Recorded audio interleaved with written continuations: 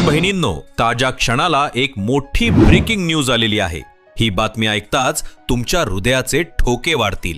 अखेरीस ती घडी आली ज्याची कोट्यवधी बहिणी डोळे लावून बसल्या होत्या। लाडकी बहीण योजनेचा फेब्रुवारी आणि मार्च महिन्याचा एकत्रित हप्ता म्हणजे 20वा आणि 21वा हप्ता बहिणींच्या बँक खात्यात धरकायला सुरुवात झालेली आहे। तब्बल 3000 रुपये एक रकमी खात्यात जमा होत आहेत आणि बहिणींच्या मोबाईलवर मेसेजेस येऊ लागले आहेत। पण थांबा, हा आनंद साजरा करण्यापूर्वी एक गोष्ट समजून घ्या, कारण या वेळचा हप्ता प्रत्येकाला मिळेलच याची शाश्वती कोणीही देऊ शकत नाही। आज फक्त निवडक बँकांमध्ये आणि निवडक जिल्ह्यांमध्ये पहिला टप्पा राबवला जातोय। बाकीच्या बहिणींना अजून थोडी प्रतीक्षा करावी लागणार आहे। ती प्रतीक्षा किती दिवसांची असेल आणि तुमच्या जिल्ह्याचा नंबर कधी लागेल हे जाणून घ्यायचं असेल तर हा व्हिडिओ 1 सेकंदही न सोडता पूर्ण बघा। सरकारने यावेळी मोठा निर्णय घेतलाय। मूळ योजना अशी होती की फेब्रुवारीमध्ये फक्त 20वा हप्ता वितरित करायचा होता, परंतु फेब्रुवारी महिन्यात काही तांत्रिक अडथळ्यांमुळे हा हप्ता अडकला। जणू एखाद्या बंद दाराला कुलूप लावलं गेलं आणि चावी हरवली। त्या रात्री लाखो बहिणी अस्वस्थ झोपल्या। बँकेचे सर्व्हर डाऊन झाले, सिस्टीम क्रॅश झाली, मोबाईलवर कोणताही मेसेज आला नाही। पण आता सरकारने दोन्ही हप्ते एकदम एकत्र द्यायचा ऐतिहासिक निर्णय घेतलाय। 1500 अधिक 1500 म्हणजे 3000 रुपये थेट खात्यात। सकाळपासून बहिणींच्या फोनवर मेसेज पडायला लागले। अनेकांनी स्क्रीनशॉट शेअर केलेत, परंतु या आनंदाच्या लाटेत एक सुनामी लपलेली आहे जी तुम्हाला माहिती असायलाच हवी। आता बघा खरी धक्कादायक गोष्ट। जणू अंधाऱ्या रात्री अचानक वीज कडाडावी तसा हा निर्णय आलाय। यावेळेस सरकारने सरसकट पैसे वाटणं पूर्णपणे बंद केलंय। आत्तापर्यंत म्हणजे पहिल्यापासून ते 19व्या हप्त्यापर्यंत ज्या महिलांचे अर्ज मंजूर होते त्या सगळ्यांना 1500 रुपये प्रत्येक महिन्याला मिळत होते। कोणतीही अडचण नव्हती। परंतु आता 20व्या हप्त्यापासून गेमच बदलला आहे। एक नवीन फिल्टरिंग सिस्टीम लागू झालेली आहे।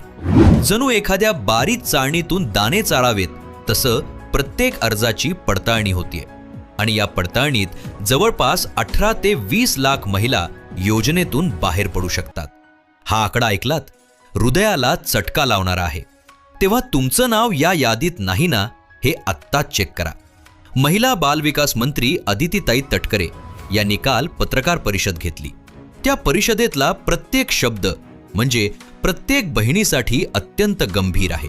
त्यांनी स्पष्टपणे 6 अटी सांगितल्या ज्या पूर्ण करणं आता अनिवार्य झालंय। या अटी पूर्ण नसतील तर तुमचे पैसे कापले जातील। फक्त हा हप्ता नाही तर पुढचे सगळे हप्ते कायमचे बंद होतील। म्हणूनच लाईव्ह महाराष्ट्र 24 चॅनलला आत्ताच सबस्क्राईब करा, बेल आयकॉन ऑन करा आणि हा व्हिडिओ तुमच्या ओळखीच्या किमान 5 बहिणींना आत्ताच पाठवा। चला तर आता त्या 6 अटी एक एक करून समजून घेऊया। पहिली अट अत्यंत बेसिक आहे, पण यातच सगळ्यात जास्त महिला अडकल्या आहेत। तुमचं आधार कार्ड उचला आणि सोबत बँकेचं पासबुक ठेवा। आता बघा, तुमच्या आधार कार्डावर जे नाव छापलेलं आहे इंग्लिशमध्ये ते स्पेलिंग अक्षरन अक्षर तुमच्या बँक पासबुकवरच्या नावाशी मॅच व्हायला हवं। तुमचं पहिलं नाव तुमच्या पतीचं किंवा वडिलांचं नाव आणि तुमचं आडनाव या तिन्हीचं स्पेलिंग तंतोतंत जुळायला हवं। एखादं अक्षर जरी इकडचं तिकडे असलं तरी सिस्टीम तुम्हाला रिजेक्ट करेल। जणू एखाद्या लॉकचा एक दात चुकला तरी कुलूप उघडत नाही तसंच हे आहे। बऱ्याच बहिणींच्या बँकेत S ऐवजी SH लिहिलेलं आहे किंवा V ऐवजी W लिहिलं गेलंय। अशा छोट्या छोट्या चुका तुम्हाला मोठ्या संकटात टाकू शकतात। दुसरी अट तुमच्या जन्मतारखेची। आधार कार्डावर जी जन्मतारीख नोंदवलेली आहे ती बँकेतल्या तारखेशी एकसारखी असावी। खूप साऱ्या महिलांच्या आधार कार्डावर फक्त जन्माचं वर्ष नोंदवलेलं आहे, तारीख आणि महिना गायब आहे। जणू एखाद्या कोड्याचा तुकडा हरवलाय।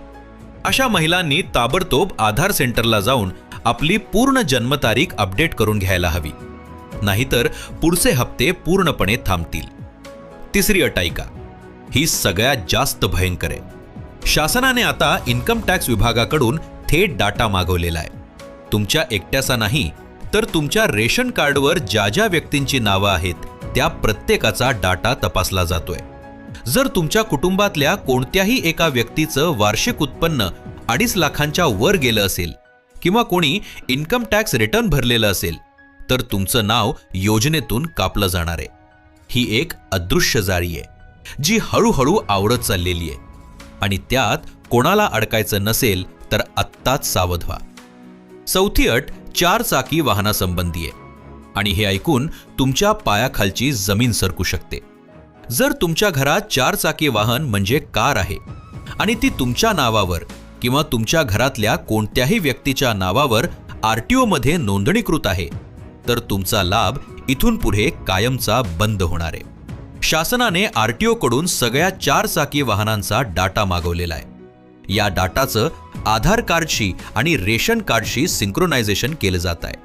जणू एखादं गुप्त ऑपरेशन चाललंय ज्यातून कोणीही सुटू शकत नाही. 5वी अट डुप्लिकेट अर्जांबाबत. अनेक बहिणींनी घाबरून एक नाही तर 2-2 अर्ज भरले. पहिल्यांदा ऑनलाईन फॉर्म भरला, मग तो मंजूर होईना म्हणून अंगणवाडी सेविकेकडे जाऊन ऑफलाईन फॉर्म भरला. अशा बहिणींना आता डबल पैसे आलेत. पण या डबल पैशांमुळे मोठा प्रॉब्लेम उभा राहिलाय. जर तुम्ही डबल अर्ज भरला असेल आणि तुम्हाला 2दा पैसे आले असतील तर एक क्षणही वाया घालवू नका. ताबडतोब 181 हा हेल्पलाईन नंबर डायल करा आणि सांगा की तुम्हाला जास्तीचे पैसे आलेत. नाहीतर कायदेशीर कारवाई तुमच्या दारात उभी राहू शकते. हे स्वप्न नाही, वास्तव आहे. तुरुंगाची हवा खावी लागू शकते हे लक्षात ठेवा. 6वी अट अशा महिलांसाठी ज्यांचं लग्न होऊन त्या महाराष्ट्राबाहेर गेलेले आहेत. फॉर्म भरला तेव्हा महाराष्ट्रात होत्या, आता मात्र कर्नाटक, गोवा, मध्य प्रदेश कुठेही गेले असतील तर त्या आता पात्र राहिलेल्या नाहीत. तसंच ज्या महिलांचं वय 65 वर्षांच्या पुढे गेलंय त्यांनी सुद्धा 181 वर कॉल करून आपली माहिती द्यायची आहे. प्रत्येक क्षण महत्वाचा आहे, कारण शासन आता कठोर पावलं उचलतंय.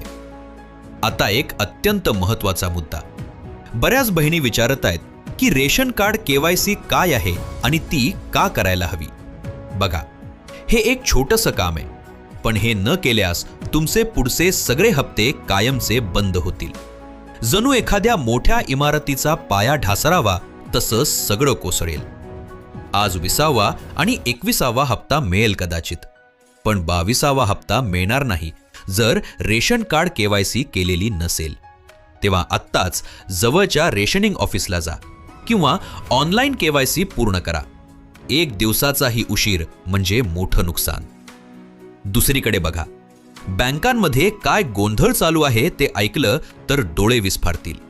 पोस्ट ऑफिसमध्ये खातं असलेल्या महिलांना अजूनही पैसे मिळालेले नाहीत. स्टेट बँक आणि बँक ऑफ महाराष्ट्रामध्ये ट्रान्झॅक्शनचा गोंधळ झालाय.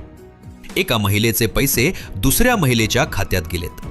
काही ठिकाणी पैसे खात्यात दिसतायत पण काढता येत नाहीत. जणू हाताशी आलेला घास तोंडाला लागत नाही.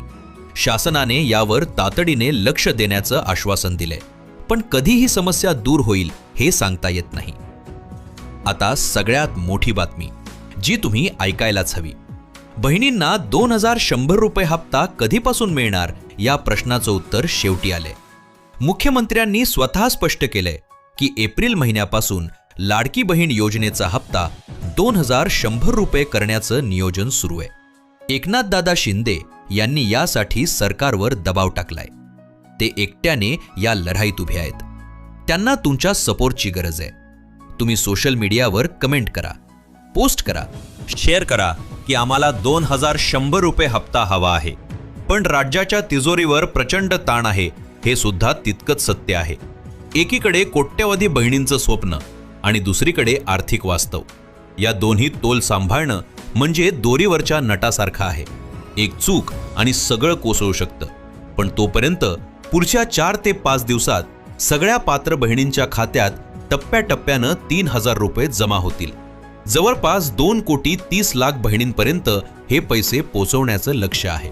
प्रत्येक दिवसाचा प्रत्येक तास उत्कंठेनं भरलेला असेल. तुमचा नंबर कधी लागेल, तुमच्या बँकेत कधी पैसे पडतील हे सांगता येणार नाही. पण वाट पहा, पण ती वाट पाहणं व्यर्थ असू नये म्हणून आत्ताच 6 अटी चेक करा. तुमची कागदपत्र तपासा, KYC पूर्ण करा आणि 181 नंबरवर कॉल करून तुमची माहिती अपडेट ठेवा.